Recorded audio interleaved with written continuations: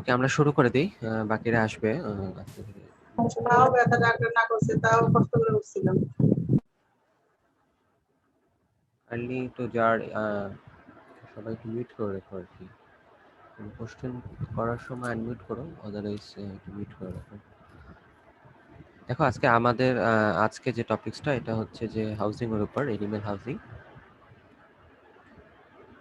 তো এটা আসলে ডেফিনেশনটা কি, যে এনি কাইন্ড অফ শেল্টার আর refuge affording protection to the animals. তাহলে যখন অ্যানিমালকে আমরা কোনো প্রোটেকশন পারপাসে যে কোনো ধরনের শেল্টার দিব, সেটাই কিন্তু অ্যানিমালের হাউজিং হিসাবে গণ্য হবে। তো হাউজিং এর আসলে কিছু অ্যাডভান্টেজ এবং ডিসঅ্যাডভান্টেজ আছে। তো সেইগুলো যদি আমরা দেখি যে অ্যাডভান্টেজগুলো কি কি আছে, যে to give protection to the animals. আগে সেই কথাটাই যে প্রথমত অ্যানিমালকে প্রোটেকশন দেওয়া। দেন হচ্ছে কি যে অ্যাডভার্স ক্লাইমেটিক যে কন্ডিশন আছে, যে কোনো ধরনের তোমার হচ্ছে যে প্রতিকূল ক্লাইমেট কন্ডিশনের এগেনস্টে তাকে প্রোটেকশন দেওয়া।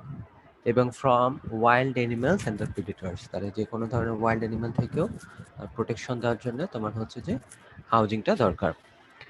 পাশাপাশি হচ্ছে কিছু সার্টেন ইনসেক্ট, পেস্ট এবং destructive noxious. That means destructive noxious হচ্ছে সেই ধরনের সাবস্টেন্স যাদের হচ্ছে তোমার ডিস্ট্রাকশন, আদারওয়াইজ এইরকম পেস্টের মতন যে ক্ষতি করার ক্যাপাসিটি আছে আর কি। তো এই ধরনের ইনসেক্ট এবং পেস্ট থেকেও তোমার প্রোটেকশনের জন্য হাউজিং কিন্তু দরকার। পাশাপাশি অ্যানিমেলগুলোকে অবশ্যই ফ্রম দ্য থিপস থেকে রক্ষা করার জন্য এবং to take more individual care. তাহলে অ্যানিমেলগুলোকে যদি আমরা মোর ইন্ডিভিজুয়ালি তাকে যদি আমরা কেয়ার নিতে চাই এবং তাকে যদি আমরা ক্লোজলি সুপারভিশন করতে চাই, সেক্ষেত্রে কিন্তু আমাদের হাউজিংটা দরকার। কারণ একটা অ্যানিমেল যখন হাউসড অবস্থায় থাকবে, একটা ফার্মেসে যখন থাকবে, তাকে আমরা যেভাবে সুপারভাইজ করতে পারবো, যেভাবে তাকে আমরা কেয়ার নিতে পারবো, এটা কিন্তু সে যখন ছাড়া অবস্থায় থাকবে সেটা কিন্তু নেওয়া পসিবল না আর কি। যেটাই বলা হচ্ছে যে মিল্কিং অথবা গ্রুমিং প্রসেসটা মোর কনভেনিয়েন্ট, এটা আরও অনেক বেশি মানে ইজি হয়ে যাচ্ছে এবং দেওয়া মানে এই প্রসেসগুলো করাটাও সুবিধাজনক হয়ে দাঁড়াচ্ছে। এবং it helps to render the animal more docile. তাহলে হাউজিং এর ফলে অ্যানিমালগুলো কিন্তু আরো মোর তোমার হচ্ছে কি যে ডোসাইল হচ্ছে। কিন্তু শুধু কি অ্যাডভান্টেজই আছে, এর কিছু কিন্তু হাউজিং এর কিছু ডিসঅ্যাডভান্টেজও আছে, যদিও ডিসঅ্যাডভান্টেজের সংখ্যাটা কম, কারণ ফার্মিং পারপাসে আমাদের অবশ্যই হাউজিংটা দরকার। কিন্তু তথাপি এর কিছু ডিসঅ্যাডভান্টেজ আছে, সেটা কি যে হাউসড animal is withdrawn from beneficial effect of outdoor air অথবা ডাইরেক্ট সোলার রেডিয়েশন এবং stimulating effect of the changes in the daily temperature. তো এই যে তোমার হচ্ছে বিশেষ করে আউটডোর যে এয়ার আছে, ন্যাচারাল যে এয়ার আছে, সেইটার বেনিফিশিয়াল ইফেক্টটা থেকে কিন্তু তোমার ফার্ম অ্যানিমেলগুলো বা হাউস অ্যানিমেলগুলো সেখান থেকে কিন্তু সে বঞ্চিত হচ্ছে। পাশাপাশি restrict the animal movement leading to illness. তাহলে অ্যানিমেলের মুভমেন্টটা কিন্তু, যেহেতু একটা ফার্মের মধ্যে বা একটা হাউসড অবস্থায় অ্যানিমেলের মুভমেন্টটা কিন্তু তোমার রেস্ট্রিক্টেড, দ্যাটস ওয়াই এটা কিন্তু তাকে তার নর্মাল যে ফেনোমেনা আছে, ঠিক আছে, সেখান থেকে সে কিন্তু বিরত থাকতেছে এবং পাশাপাশি তার মধ্যে কিছু ভাইসেস অথবা কিছু বদ অভ্যাস তার মধ্যে ক্রিয়েট হচ্ছে। কি কি হতে পারে, যেমন হচ্ছে বাইটিং করতে পারে, ঠিক আছে, লিকিং করতে পারে, এই ধরনের তার কিন্তু কিছু ভাইসেস কিন্তু তার মধ্যে ক্রিয়েট হতে পারে আর কি। এবং stable compel the animal to live in most intimate contact. তাহলে যখন একটা স্ট্যাবেলে বা একটা ফার্মে অ্যানিমাল থাকবে, তখন কিন্তু তারা সবচেয়ে বেশি ইন্টিমেট কন্ট্যাক্টের মধ্যে থাকবে এবং উইথ দেয়ার বডি ওয়াস্ট। তাহলে শুধুমাত্র একে অপরের সাথে না, তাদের বডি যে সিক্রেশন আছে বা বডি যে ওয়াস্ট আছে, সেইটার সাথে তাদের সংস্পর্শটা কিন্তু অনেক বেড়ে যাবে। As a result communicable disease spread more rapidly and external Parasite disseminate readily. এবং দ্যাটস ওয়াই তোমার হচ্ছে যে কমিউনিকেবল যে ডিজিজ আছে, যেটা তোমার ট্রান্সমিশন হচ্ছে একজন থেকে আরেকজনে, সেই ধরনের কমিউনিকেবল ডিজিজগুলো কিন্তু, বিশেষ করে ব্যাকটেরিয়াল এবং ভাইরাল ডিজিজগুলো কিন্তু বা ফাঙ্গাল ডিজিজগুলো কিন্তু স্প্রেড মোর র্যাপিডলি। এবং বিশেষ করে যে প্যারাসাইটিক যে এইগুলো আছে, প্যারাসাইটিক যে কজগুলো আছে, এবং প্যারাসাইটগুলো কিন্তু একটা থেকে আরেকটায় তোমার কিন্তু খুবই রেডিলি ডেসিমিনেট হচ্ছে। তো এগুলো হচ্ছে যে তার মোটামুটি একটা হাউজিং এর কি কি তোমার অ্যাডভান্টেজ এবং হচ্ছে যে ডিসঅ্যাডভান্টেজ আছে সেইগুলো। তো এখন যদি আমরা একটা অ্যানিমেলকে হাউজিং করতে চাই, তো সেক্ষেত্রে বা একটা ফার্ম ক্রিয়েট করতে চাই, তো সেক্ষেত্রে তোমার হচ্ছে যে ফার্মটাকে সিলেকশন করার জন্য কিছু ক্রাইটেরিয়া আছে, যে proper housing which is conducive to good health, comfort and protection from inclement weather, and which would enable the animals to utilize their genetic ability and feed for optimal production. তাহলে একটা proper housing শুধুমাত্র তার good health এবং comfort দিচ্ছে না, তাকে protection দিচ্ছে, পাশাপাশি তার কিন্তু ইউটিলাইজেশনটা বা তার প্রোডাকশন ক্যাপাসিটিটা কিন্তু বাড়াচ্ছে, এবং দ্যাটস ওয়াই আমাদের কিন্তু ফার্মিং এর দিকে যেতে হবে। বা এবং এই ফার্মিং এর জন্য যেতে হলে আমাদের এই একটা ফার্ম সিলেকশনের যে সাইটগুলো আছে, তার যে ক্রাইটেরিয়াগুলো আছে, সেই ক্রাইটেরিয়াগুলো কি কি? প্রথমত আমাদের দেখতে হবে যে কি তার সয়েলটা কিরকম, যে সয়েলটা আসলে সুইটেবল হতে হবে ফর স্ট্রং ফাউন্ডেশন। যে কোনো ধরনের clay soil, Sandy soil, rock soil গুলা কিন্তু তোমার ফার্মিং এর জন্য সুইটেবল হবে না। তাহলে কোনগুলো সুইটেবল হবে? দোআঁশ মাটি, যেটা লোমি সয়েল, অথবা গ্রেভিলি সয়েল, এইগুলো হচ্ছে তোমার best suited for building construction. আর হচ্ছে তোমার অ্যাভেইলেবিলিটি অফ দ্য ল্যান্ড। তাহলে একটা ফার্মের জন্য কিন্তু তোমার অবশ্যই ল্যান্ডের তোমার হচ্ছে অ্যাভেইলেবিলিটি থাকতে হবে। বিশেষ করে মোটামুটি দেখা যাচ্ছে 200 টাকাও যদি তুমি অ্যাকোমোডেশন করতে চাও একটা ফার্মে, সেক্ষেত্রে তোমার 2 থেকে 3 একর ল্যান্ড কিন্তু তোমার দরকার, এবং সেই ল্যান্ডের অ্যাভেইলেবিলিটিটা এমন থাকতে হবে যেন তার পাশে আরো কিছু ফাঁকা জমি থাকে, যদি তুমি ফার্মটাকে এক্সটেন্ড করতে চাও সেটা যেন ফিউচারে পসিবল হয়। এই ধরনের চিন্তা ভাবনা করেই সিলেকশন সাইট করতে হবে।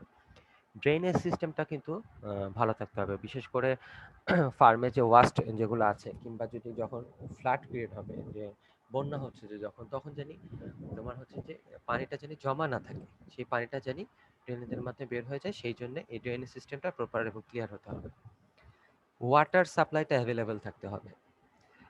একটা ফার্মের জন্য অবশ্যই প্লেন্টি অফ ওয়াটার দরকার, বিশেষ করে শুধু খাবার পানির জন্য না, যেকোনো পরিষ্কার করার জন্য, ওয়াশিং, ফডার কাল্টিভেশনের জন্য, অথবা processing of the milk and the by products and for drinking, সবকিছুর জন্য তোমার কিন্তু অ্যাভেলেবিলিটি অফ দ্য ওয়াটার থাকতে হবে। এই জন্যে ওয়াটার সোর্সটা যতদূর সম্ভব কনস্ট্যান্টলি এসেনশিয়াল থাকতে হবে।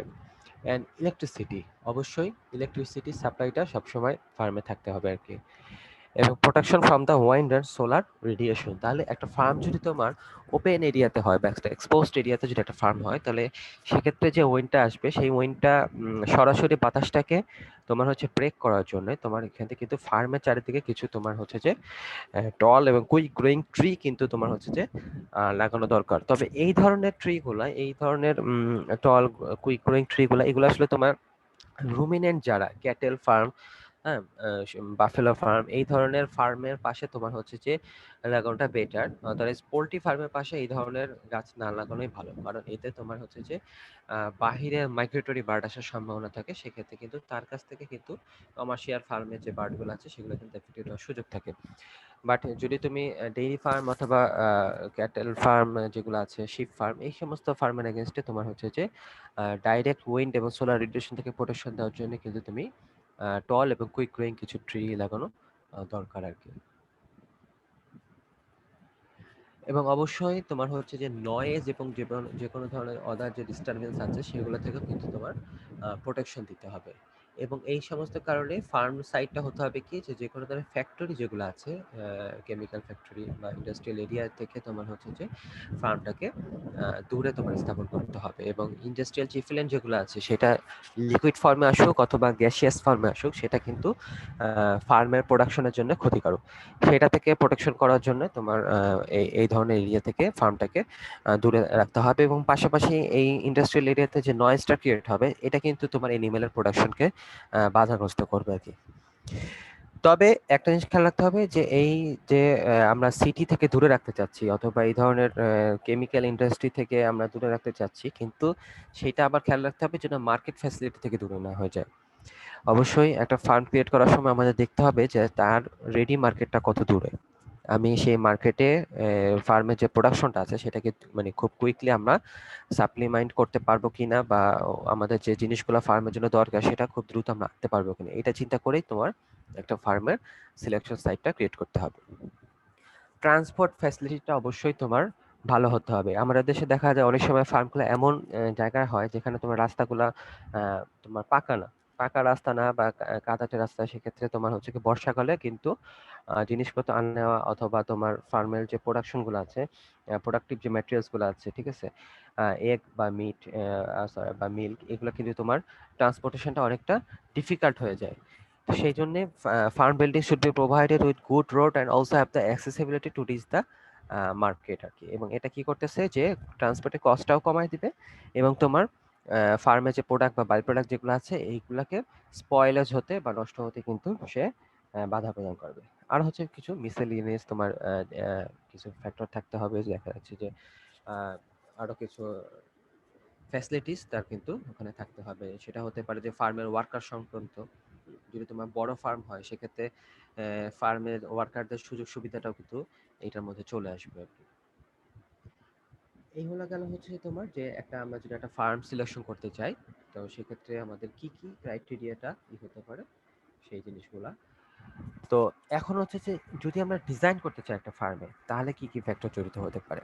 হুম, দেখা যাচ্ছে যে ডিফারেন্ট টাইপ অফ এন্টারপ্রাইজেস আছে, dairy sheep goat unit need different building design. তো এই যে ডিজাইন করতে চাচ্ছি, তাহলে আমাদেরকে প্রথমে কি করতে হবে যে ডিজাইনিং ফর ইউনিট। একটা ফার্মের বিভিন্ন ইউনিট থাকে, সেই প্রতিটা ইউনিটের কিন্তু তোমার একটা প্রথমে একটা লেআউট ক্রিয়েট করতে হবে আর কি। নাম্বার টু হচ্ছে যে স্ট্রাকচারাল ফর্ম আসতে হবে। বিশেষ করে shape and design of the building should meet the need of all classes of livestock. এবং এই যে স্ট্রাকচারাল ফর্ম আসলো, পাশাপাশি তার কিন্তু ফ্লেক্সিবিলিটিটা থাকতে হবে। আমরা যে ফার্মটা ক্রিয়েট করতে চাচ্ছি, সেই ফার্মটা এমন হতে হবে যে দেখা যাচ্ছে যে একটা ফার্ম থেকেই তুমি কিন্তু অনেক সময় সেই ফার্মের আশেপাশে অন্য ফার্মও একটা নির্দিষ্ট দূরত্বে করা সম্ভব, অথবা সেই ফার্মটাকে আরেকটু মডিফিকেশন করে সেটাকে অন্য একটা ফার্মে কনভার্ট করা কিন্তু সম্ভব।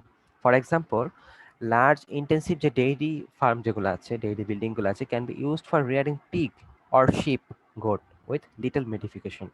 তাহলে যে কোনো ধরনের ইন্টেন্সিভ যে ডেইরি ফার্মিং আছে, এই ইন্টেন্সিভ ডেইরি বিল্ডিংগুলোকে কিন্তু তুমি এটাকে কিন্তু শিপ ফার্ম অথবা গোট ফার্মে কিন্তু হালকা একটু মডিফিকেশন করে কনভার্ট করা সম্ভব। তো সেই জন্যই ডিজাইনটা এমন হতে হবে জানি তার ফ্লেক্সিবিলিটিটা থাকে আর কি। শেপ অফ দ্য রুফ, এখন আসলে ফার্মের ছাদটা কিরকম হবে এইটা ডিপেন্ড করবে সেখানকার লোকাল ক্লাইমেটিক কন্ডিশনের উপরে। এখন আমরা যেরকম আমাদের যে লোকাল বা ছোটখাটো যে ফার্মগুলো থাকে, সেক্ষেত্রে দেখা যাচ্ছে উপরে আমরা হয়তো বা ছাউনি হিসেবে টিনটা ইউজ করতেছি। তো সেই টিন দিলে সেই টিনের নিচে কিন্তু অবশ্যই তোমার একটা প্রোটেকশন দিতে হবে বা একটা রুফটপ দিতে হবে। অথবা তোমার হচ্ছে যে মোট কথা এখানে আসলে কন্ডিশনের উপর ভিত্তি করে আমাদের কিন্তু এই রূপটা তোমার ক্রিয়েট করতে হবে। স্ট্যান্ডার্ড ওয়াইড অফ বিল্ডিং, তাহলে একটা বিল্ডিং এর কিন্তু তার একটা মিনিমাম তোমার একটা স্ট্যান্ডার্ড ওয়াইড কিন্তু মেনটেন করতে হবে। এখানে দেখা যাচ্ছে যে আমরা সিঙ্গেল রো যে কাউশেড আছে, সেক্ষেত্রে তার ওয়াইড লেন্থ মানে ওয়াইডটা হবে হচ্ছে যে তোমার মোটামুটি 4 মিটারের মতন। আর যদি ডাবল রো হয় সেক্ষেত্রে ওয়াইডটা হবে তোমার মোটামুটি 8 বা 8.5 মিটারের মতো। Standard height of the building, standard হাইটটাও তোমার হচ্ছে যে ডিপেন্ড করবে যে তুমি রুফটপ ম্যাটেরিয়াল হিসেবে কি ইউজ করছো এবং সেখানকার অ্যাগ্রো ক্লাইমেটিক কন্ডিশনের উপর বেসিস করে স্ট্যান্ডার্ড হাইটটা তোমার হচ্ছে যে মেনটেন করতে হবে। অ্যান্ড দেন হচ্ছে যে লেংথ অফ দ্য বিল্ডিং, বিশেষ করে দেখা যাচ্ছে লেংথটা কিন্তু তোমার সেই স্টক ক্যাপাসিটিটা কিরকম, কতগুলো অ্যানিমেলকে তুমি হাউস করতে চাচ্ছ, সেইটার সাথে কিন্তু লেংথ অফ দ্য বিল্ডিংটা কিন্তু জড়িত। In case of dairy farming, 15 থেকে 20টা অ্যানিমেলের জন্য কিন্তু সিঙ্গেল রো সিস্টেম, অথবা 20 থেকে 50টা হতে পারে ডাবল রো সিস্টেমে। বাট যদি 50টার উপরে হয়ে যায় সেক্ষেত্রে কিন্তু সেপারেট শেডটা কিন্তু মোস্টলি প্রেফারেবল।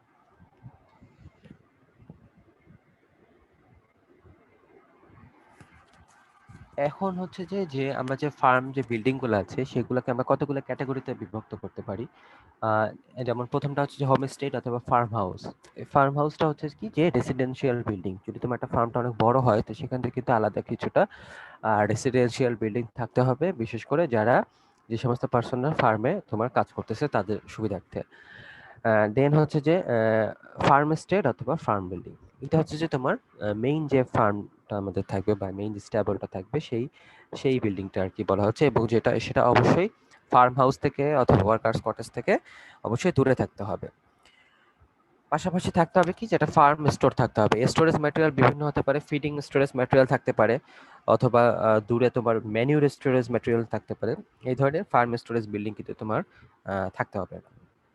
কোয়ারেন্টাইন শেড থাকতে হবে। তোমরা জানো যে কোয়ারেন্টাইন আমরা কি কারণে করে থাকি, বিশেষ করে যখন আমরা একটা নতুন অ্যানিমাল পারচেস্ট করবো অথবা কোনো এমন একটা অ্যানিমেল আমরা নিয়ে আসছি অথবা অন্য ফার্ম থেকে, সেটার হিস্ট্রি সম্পর্কে আমরা জানি না, বা হিস্ট্রি সম্পর্কে জানি আর না জানি, সেটাকে আমরা আমাদের ফার্মে ঢোকানোর পূর্বে তাকে আমরা আলাদা একটা শেডে রাখবো, যেটাকে আমরা বলতে চাচ্ছি কোয়ারেন্টাইন শেড, এবং সেই পেটে মিনিমাম 14 থেকে 21 দিন তাকে আমরা কোয়ারেন্টাইন করে রাখবো আর কি। আইসোলেশন শেড, যদি ফার্মে কোনো হেলদি অ্যানিমেল থেকে কোনো অ্যানিমেল যদি অসুস্থ হয়ে যায়, সেই এই অ্যানিমেলগুলোকে তোমার আলাদা করার জন্য আইসোলেশন শেডে তাদের রাখতে হবে। এবং ফার্মের যে ধরনের গ্রুমিং পারপাস অথবা তাকে ফিডিং ওয়াটারিং এর ক্ষেত্রে সুস্থ অ্যানিমেল গুলাকে আগে ট্রিট করার পরে আইসোলেশন শেডে যে অ্যানিমেল গুলো থাকবে তাদেরকে আমরা পরবর্তীতে ট্রিট করব। তো এই ধরনের মোটামুটি 5টা ক্যাটাগরিতে তোমার ফার্ম বিল্ডিং গুলাকে গ্রুপ করা সম্ভব আর কি। এখন হচ্ছে যে আমরা হাউজিংটা দেখবো। তো হাউজিং আসলে তোমাদের যেহেতু অ্যানিমাল হাজবেন্ডারিতে তোমরা হাউজিং সম্পর্কে অন্যান্য কোর্সে অনেক ডিটেলস পড়বা, তো দ্যাটস ওয়াই আমি চেষ্টা করেছি এখানে যেহেতু আমাদের কোর্সটা শুধুমাত্র হাইজিনের রিলেটেড, তো এটার সাথে মানে সংশ্লিষ্ট হয়ে কতটুকু তোমার সংক্ষিপ্ত করা সম্ভব, সে মানে ইম্পর্টেন্ট বিষয়গুলো মাথায় রেখে সেটাকে আমরা এখানে রেখেছি। তো এখানে আমি প্রথমে দেখাচ্ছি যে হাউজিং অফ পোল্ট্রি। তো হাউজিং অফ পোল্ট্রির ক্লাসিফিকেশন আছে কতগুলা, তোমার হচ্ছে যে ভাগে তাকে ভাগ করা যায়, সেইটাকে আমরা এখানে দেখবো। যে প্রথমে আছে কি, যে একটা এক্সটেন্সিভ সিস্টেম অথবা ফ্রি রেঞ্জ সিস্টেম, যে it is one of the oldest method. তোমার এক্সটেন্সিভ যে হাউজিং আছে এটা তোমার হচ্ছে ওল্ডেস্ট মেথড, এবং this method is generally adopted where there is no shortage of land. তাহলে যেখানে তোমার শর্টেজ অফ ল্যান্ড থাকবে না সেখানে তোমার হচ্ছে যে এই ধরনের এক্সটেন্সিভ মেথডে তোমার হচ্ছে যে বা ফ্রি রেঞ্জ সিস্টেমে পোল্ট্রিটা কি করা যায়। এবং সাধারণত আমাদের দেশে কি হয়, যে দেশি ফাউল যেগুলো আছে, দেশি ফাউলগুলো কিন্তু এই ধরনের রেয়ারিংটা করা হয় আর কি। এবং the birds find appreciable amount of feeds in the surrounding during daytime and take shelter in the house during night আর কি। সাধারণত সারাদিনই সে কিন্তু বাহিরে ঘোরাঘুরি করতেছে এবং রাত্রেবেলা অনেক সময় দেখা যাচ্ছে আমরা তাকে তার হাউজিং এ ফিরে নিয়ে আসতেছি। তবে এটা কিন্তু কমার্শিয়াল পোল্ট্রি ফার্মিং এর জন্য কিন্তু অ্যাপ্লিকেবল না।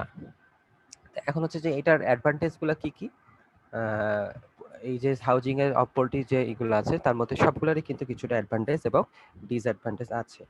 যেমন এটার এক্সটেন্সিভ সিস্টেমে হচ্ছে যে লেস ক্যাপিটালটা তোমার দরকার হবে, এক্ষেত্রে খরচটা অনেক কম। লেস ফিড কস্ট, যেহেতু সে সারাদিন স্ক্যাভেঞ্জিং করতেছে, সে বিভিন্ন জায়গা থেকে খাবারটা কালেক্ট করার চেষ্টা করতেছে, যেটা আমাদের দেশি ফার্মগুলো করে।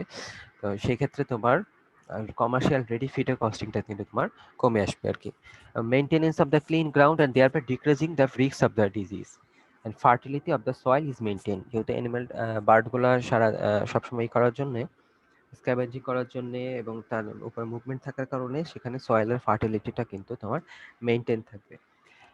এর পাশাপাশি এখানে কিছু ডিসঅ্যাডভান্টেজ আছে, যেমন হচ্ছে কি দ্য হ্যান্স লে এগস হেয়ার অ্যান্ড দেয়ার। যেহেতু সারাদিনই তোমার বার্ডগুলা ঘোরাঘুরি করতেছে, সেক্ষেত্রে তারা কিন্তু যেখানে সেখানে কিন্তু লেগ করবে egg এ। সেক্ষেত্রে তোমার চান্স অফ মিসিং এগ অথবা এগ ব্রেক হওয়ার সুযোগটাও কিন্তু সেখানে বেশি।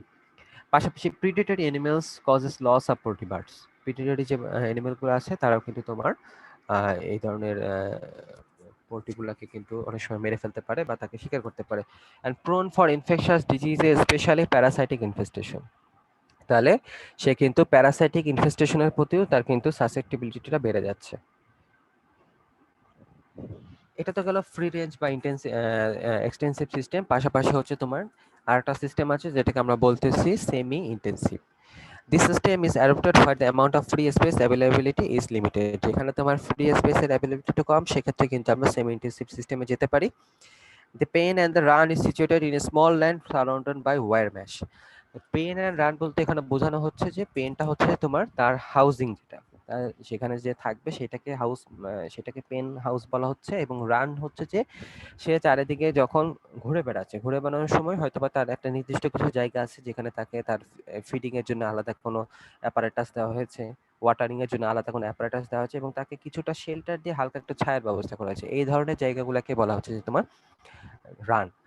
তো এই পেন এন্ড রানটা তোমার হচ্ছে যে সারাউন্ড বাই থাকবে এবং the bird spend the day time in the run. দিনের বেলায় সে ঘোরাঘুরি করবে এবং রানে সে টাইম স্পেন্ড করবে and take shelter in the pen during night. রাতে সে কিন্তু তার পেন হাউসে চলে আসবে আর কি। এটা বলা হচ্ছে যে, এবং এর অ্যাডভার্টাইজ গুলা কি কি, protection against predatory animals is possible. এক্ষেত্রে তোমার যেহেতু চারিদিকে একটা সারাউন্ডিং থাকতেছে, যেটাকে তুমি একটা বেড়া দিয়ে রাখতেছো, সেই জন্য এক্ষেত্রে কিন্তু প্রিডেটরি অ্যানিমালস থেকে তাকে কিন্তু প্রোটেকশন দেওয়াটা সম্ভব। The birds get the opportunity to move in the fresh ground.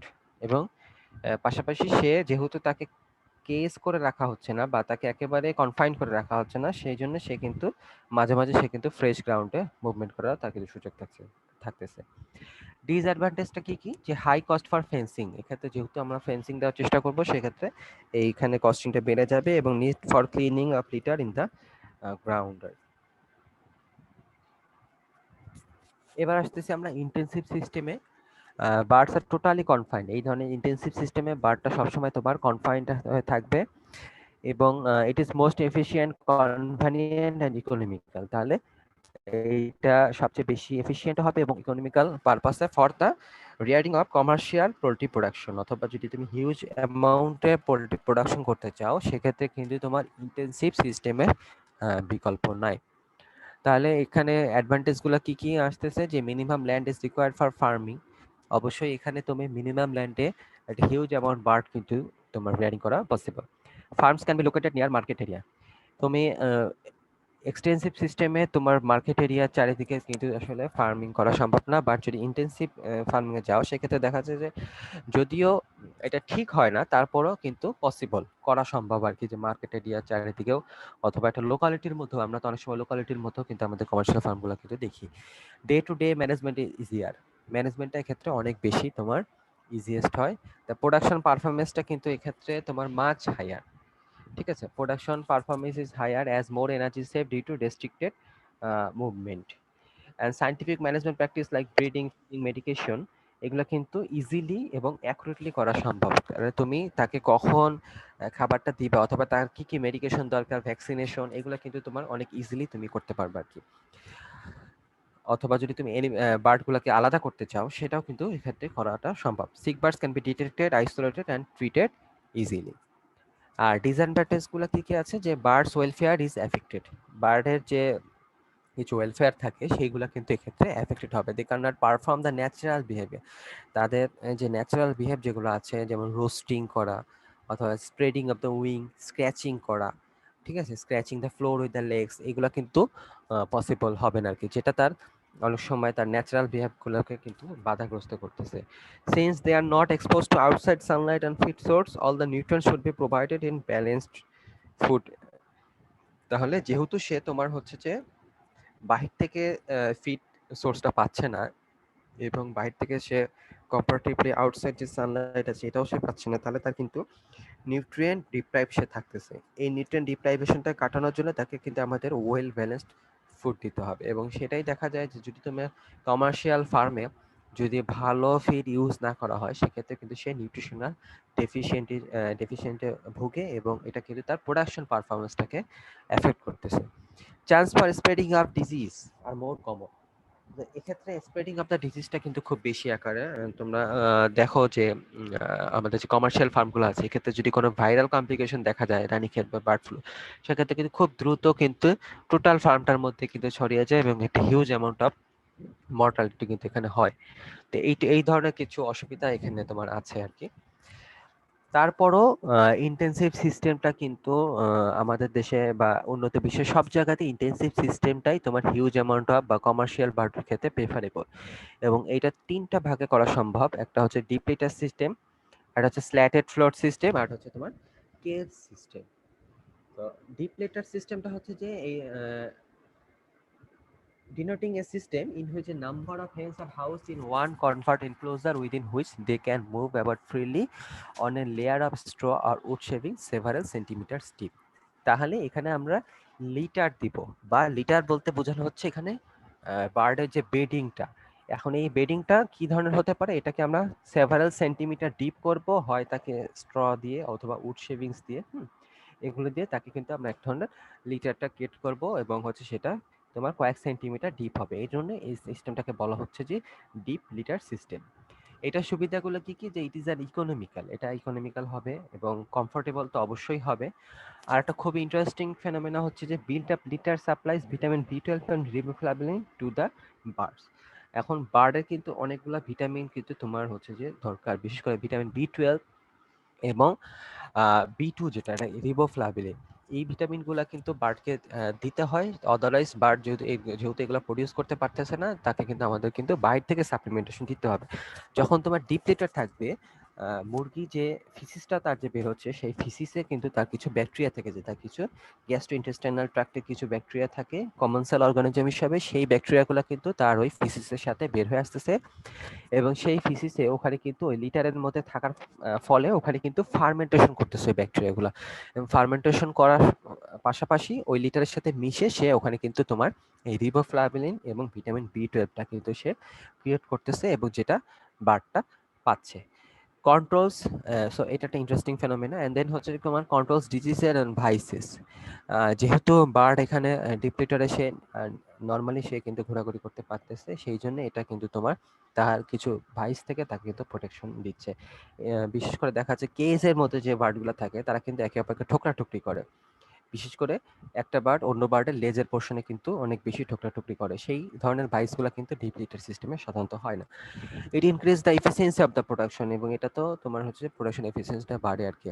এবং কমন যে তোমার কিছু ম্যাটেরিয়ালস আছে, যেমন পেডি হাক্স, সডাস্ট বা ড্রাইড লিফট, এই ধরনের এলিমেন্টগুলো কিন্তু তুমি লিটার ম্যাটেরিয়াল হিসাবে ইউজ করা যায়। তো দেখা যাচ্ছে যে যে অঞ্চলে যে ধরনের এই সাবস্টেন্সগুলো অ্যাভেলেবল, সেখানে কিন্তু আমরা এইগুলা ইউজ করতে পারি। যেমন দেখা যাচ্ছে অনেক জায়গায় তোমার কাঠের গুঁড়া, যদিও কাঠের গুঁড়াটা ইউজ করা ঠিক না, কারণ এখানে তোমার অ্যাসপারজিলোসিস হওয়ার সুযোগটা বেশি, বা ব্রুডার নিউমোনিয়া। তারপরে কিন্তু যে সমস্ত অঞ্চলে দেখা যাচ্ছে কাঠের ভুসিটা বেশি, যেমন আমাদের এই বরিশাল অঞ্চলে, সেক্ষেত্রে কিন্তু লিটার হিসেবে এগুলো ইউজ করা হয়, অথবা তোমার ধানের তুষ ইউজ করা হয়। তো এইগুলো হচ্ছে ডিপ লিটার সিস্টেমে তোমার অ্যাডভান্টেজ। তাহলে ডিপ লিটার সিস্টেমে কি কি পয়েন্ট তোমার হচ্ছে যে কনসিডার করতে হবে এর পাশাপাশি, যে deep litre system should always keep dry. তাহলে অবশ্যই তোমার এই লিটারগুলো কিন্তু নেড়ে চেড়ে দিতে হবে, যাতে সবসময় সেটা ড্রাই থাকে। যদি এটা ময়েস্ট থাকে, এখানে তোমার ব্যাকটেরিয়া গ্রো করার সুযোগ এবং প্যারাসাইট গ্রো করার সুযোগটা অনেক বেশি। Only right number of bird should be হাউসড। কখনোই হাউসড বার্ডের মধ্যে একটা নির্দিষ্ট দেখা যাচ্ছে যে 1000 তোমার স্কোয়ার ফিট, মানে 1200 স্কোয়ার ফিটের মধ্যে তুমি কিন্তু 900 বা 1000-এর বেশি বার্ড কিন্তু তাকে তুমি রেয়ার করতে পারবা না। The house should be well ventilated, অবশ্যই তোমার ওয়েল ভেন্টিলেশন থাকতে হবে আর কি। The litter should be stirred at least once in a week, wet litter if any should be replaced immediately. তাহলে যে সমস্ত লিটারগুলো কিন্তু ভিজে যাচ্ছে বা যে অংশটা নষ্ট হয়ে যাচ্ছে, সেটাকে কিন্তু তোমার চেঞ্জ করে ফেলতে হবে, এবং ওখানে কিছু নতুন ড্রাই লিটার দিতে হবে আর কি, এবং মিক্সিং করে দিতে হবে। এই ধরনের সবসময় এই লিটারটাকে মিক্সিং করে একটা ব্যালেন্স রেশিও কিন্তু তোমার রাখতে হবে আর কি। এবং placing of water should be given due attention to keep litter dry. তাহলে তুমি যে ওয়াটার যে সাবস্টেন্স বা ওয়াটার যে ইগুলো থাকবে, ইনস্ট্রুমেন্ট যেগুলো থাকবে, সেক্ষেত্রে সেইটাকে এমনভাবে রাখতে হবে, দেখা যাচ্ছে যে তুমি ইটের উপরে বা অন্য কিছুর উপর তাকে বসায় রাখতে হবে, যাতে বার্ড বা মুরগিগুলো যখন পানিটা খাচ্ছে, সেই পানিটা যত কম সম্ভব তোমার হচ্ছে লিটারে পড়ে, যাতে আমরা লিটারটাকে ড্রাই রাখতে পারি।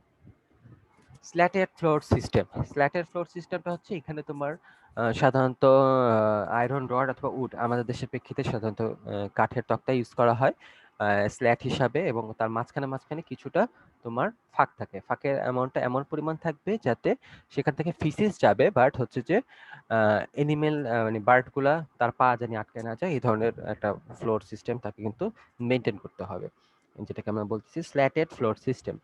এটার অ্যাডভান্টেজটা হচ্ছে যে লেস ফ্লোর স্পেসটা তোমার দরকার, বেডিংটা এক্ষেত্রে তোমার এনিমেটেড, মেনুর হ্যান্ডেলিংটা অ্যাভয়েডেড। মেনুরটাকে তোমার এখানে কিন্তু হ্যান্ডেল করতে হচ্ছে না, কারণ কি এই যে স্ল্যাট যেটা থাকতেছে, দেখা যাচ্ছে যে আমরা কাঠের তক্তা ইউজ করতেছি, তার নিচে হয়তোবা তুমি আমরা ফার্মিং করার সময় সেখানে হয়তোবা আমরা কোনো ধরনের নেট বিছাই দিলাম, সেই নেটের উপরই কিন্তু তোমার ম্যানিউরটা বা ফিসিসগুলো কিন্তু পড়বে এবং জমা হবে, পরবর্তীতে সেই নেটটা পরিষ্কার করলেই হবে। দ্যাটস ওয়াই ম্যানিউরটা হ্যান্ডেলিং করাটা খুবই ইজি।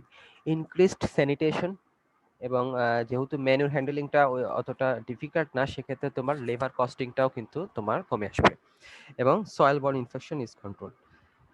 পাশাপাশি ডিসঅ্যাডভান্টেজটা কি কি? Higher initial cost, than conventional solid floor, less flexibility in the use of the building, আর মোর ফ্লাই প্রবলেম। যেহেতু তুমি হচ্ছে যে আমরা আহ, এই ফিসিসটাকে যখন তুমি ধরবা ইসে কোনো নেট বা এই ধরনের কোনো কাপড়ের উপরে, সেক্ষেত্রে কিন্তু ওইখান থেকে কিন্তু ফ্লাই প্রবলেমটা হতে পারে। স্ল্যাট কাম লিটার সিস্টেম। এটা আবার একটা এটাও ওই ইসের মতনই, এই তোমার ডিপ লিটার সিস্টেম এবং স্ল্যাটের মাঝামাঝি। এখানে কিছুটা তোমার স্ল্যাট অংশ থাকবে, কিছুটা তোমার লিটার থাকবে। সাধারণত ব্রয়লার যে ব্রিডার ফার্ম যেগুলো আছে বা মিড টাইপ বার্ডের যে ব্রিডার ফার্ম আছে, সেক্ষেত্রে এই ধরনের তোমার সিস্টেমটা অ্যাপ্লাই করা হয়, যাতে তোমার, কারণ মিড টাইপ যে ব্রিডার বার্ডগুলো আছে এদের তোমার প্রোডাকশনটা অনেক কম। তো এই ধরনের সিস্টেমটা অ্যাপ্লিকেশন করার পর দেখা গিয়েছে যে তোমার তার প্রোডাকশনটা কিছুটা বেড়ে যাচ্ছে আর কি। তো সাধারণত usually 60% of the floor area is covered with slat, আর বাকি যে 40% থাকতেছে সেটা তোমার লিটার দিয়ে কভার থাকে। অ্যাডভান্টেজ কি, more egg can be produced and fertility সাধারণত এখানে তোমার বেটার থাকে। টোটাল স্ল্যাটের চাইতে স্ল্যাট কাম লিটারে তোমার হচ্ছে ফার্টিলিটিটা বেটার থাকে। আর ডিসঅ্যাডভান্টেজ হচ্ছে house investment is higher with the slat cum litter than with the all litter house, and the separation of the birds from the manure beneath the slat commonly result in fly problem। এখানেও কিন্তু তোমার fly প্রবলেমটা হতে পারে। আর হচ্ছে যে তোমার cage system, এই যেটা কমনলি আমরা আমাদের লেয়ার বার্ডের ক্ষেত্রে দেখে থাকি। This system involves rearing a poultry on raised wire netting floor in smaller compartment, যেটাকে আমরা বলতেছি কেজ। আমরা খাঁচায় যে মুরগিটা পালন করে থাকি, বিশেষ করে আমাদের ডিম পাড়া মুরগির জন্য আমাদের দেশে খুবই কমনলি এটা কিন্তু অ্যাপ্লাই করা হয় আর কি। এটা বেশ অ্যাডভান্টেজ আছে যে মিনিমাম ফ্লোর স্পেসটা কিন্তু নিডেড। দেখা যাচ্ছে আমরা একটা একটা খাঁচার মধ্যে কিন্তু মিনিমাম 3টা বার্ড কিন্তু আমরা সেখানে রাখতে পারতেছি।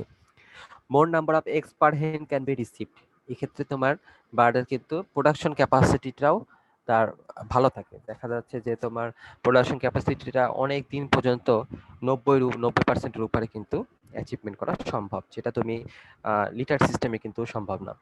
লেস ফিড ওয়াস্টেজ, খাবার ওয়াস্টেজটা এখানে অনেক কম হবে, এবং খাবার যেটা সে খাচ্ছে সেইটা কিন্তু কনভার্সন সেখান থেকে যে নিউট্রিয়েন্ট কনভার্সন সেটা বা এনার্জি কনভার্সন সেটা কিন্তু better feed efficiency. Protection from the internal Parasite and soil borne disease, soil borne infection থেকে এবং প্যারাসাইট বা ওয়ার্ম ইনফেস্টেশন থেকে এক্ষেত্রে কিন্তু প্রোটেকশন দেওয়া সম্ভব। Sick and unproductive birds can be easily identified and eliminated, যেহেতু একটা খাঁচার মধ্যে সে থাকতেছে, কোনটা আনপ্রোডাকশনে আছে যে একদমই ডিম দিচ্ছে না, অথবা কোন বার্ডটা অসুস্থ, আমরা কিন্তু খুব ইজিলি তাকে কিন্তু আইডেন্টিফাই করতে পারবো। ক্লিন এগস প্রোডাক্ট করা সম্ভব, এক্ষেত্রে যে ডিমটা পাওয়া যাবে সেটা কিন্তু অনেকটাই ক্লিন। এবং এগ ইটিং, পিকিং এই ধরনের ভাইসগুলো থেকে কিন্তু তোমার প্রোটেকশন দেওয়া সম্ভব। এবং লিটার ম্যাটেরিয়াল দেওয়ার কোনো দরকার নাই। এবং এক্ষেত্রে যদি তোমার হচ্ছে যে আমরা যদি ইনসিমিনেশন পারপাস ইউজ করতে চাই, আর্টিফিশিয়াল ইনসিমিনেশন বা এআই করাও কিন্তু সম্ভব। বিশেষ করে তোমরা জেনে থাকবা যে অনেক তোমার ব্রিডার ফার্মে কিন্তু এখন আর্টিফিশিয়াল ইনসিমিনেশন করা হয় আর কি। অ্যান্ড ডিসঅ্যাডভান্টেজ আছে বেশ কিছু, সেক্ষেত্রে হাই ইনিশিয়াল ইনভেস্টমেন্ট কস্ট, কারণ একটা অবশ্যই একটা কেস ক্রিয়েট করার ক্ষেত্রে কিন্তু তোমার ইনিশিয়াল ইনভেস্টমেন্টটা অনেক বেশি। এবং handling of manure may be problem, manure হ্যান্ডলিংটা খুবই ডিফিকাল্ট, যেহেতু তোমার হচ্ছে যে বার্ডগুলা যে ফিসিসটা থাকতেছে সেই ফিসিসটা কিন্তু নিচে জমা হচ্ছে বা ফ্লোরে জমা হচ্ছে, সেই ফ্লোর থেকে সেখান থেকে তাকে কাচিয়ে নিয়ে তাকে কিন্তু ওই ম্যানিউরগুলা কিন্তু বের করে দিতে হচ্ছে। তো এটা একটা প্রবলেম আর কি। এবং এটার কারণে তোমার হচ্ছে অনেক সময় ফ্লাইটা কিন্তু খুব ভালো মাত্রায় একটা প্রবলেম ক্রিয়েট করতে পারে। এবং আরো দেখা যাচ্ছে যে এই ধরনের ম্যানুয়াল তোমার পরিষ্কার করার জন্য লেবার পাওয়াটা কিন্তু খুব ডিফিকাল্ট হয়ে দাঁড়ায়। আর the incidence of blood spot in egg is more, অনেক সময় ব্লাড স্পটটা তোমার হচ্ছে যে দেখা যায়। Problem of cage layer fatigue, cage layer ফ্যাটিকটা খুব কমনলি দেখা যাচ্ছে, যেহেতু বার্ডগুলো কনফাইন্ড পরিবেশে থাকতেছে, তারা নড়াচড়া কম করতেছে, এই ধরনের সেই জন্য এই কেজ লেয়ার ফ্যাটিক দেখা যায়। এবং এক্ষেত্রে বার্ডের মুভমেন্ট কমে যায় এবং হচ্ছে যে বার্ডটা লেথার্জিক এবং তার প্রোডাকশন কিন্তু কমে আসতেছে এবং তার লিভারে বেশ কিছু সমস্যা দেখা যায়। এবং এটার একটাই সলিউশন, সেক্ষেত্রে বার্ডটাকে কেজ থেকে বের করে নিয়ে এসে তার কিছু মিনারেল সাপ্লিমেন্ট দেওয়া এবং তার অল্প 2-1 দিন তাকে মুভমেন্টের ব্যবস্থা করা, সেক্ষেত্রে কিন্তু সে এই ধরনের কেজ লেয়ার ফ্যাটিক থেকে মুক্তি পাবে। তো এই কনফাইন কন্ডিশনে থাকলে এই ধরনের কেজ লেয়ার ফ্যাটিকটা হওয়ার সুযোগটাও কিন্তু তোমার বেশি, যেটা তার একটা ডিসঅ্যাডভান্টেজ। তো এই পর্যন্তই আজকের ক্লাসটা থাকবে। এখন কোশ্চেন থাকলে করতে পারো, আদারওয়াইজ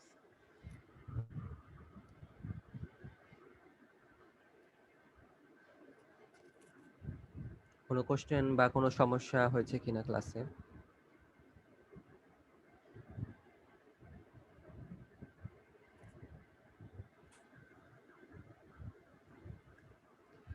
ওকে, নাই। তো সেক্ষেত্রে মাদরাফি অথবা সাকিব, তোমরা একটু আমাকে আজকে প্রেজেন্ট অ্যাড্রেসগুলো দিয়ে দিও আজকে একটু সবাই একটু কম ছিল, পার্টিসিপেন্ট কম। সবাই জানে তো না? জি স্যার, আমরা জানাই দিয়েছি সবাইকে।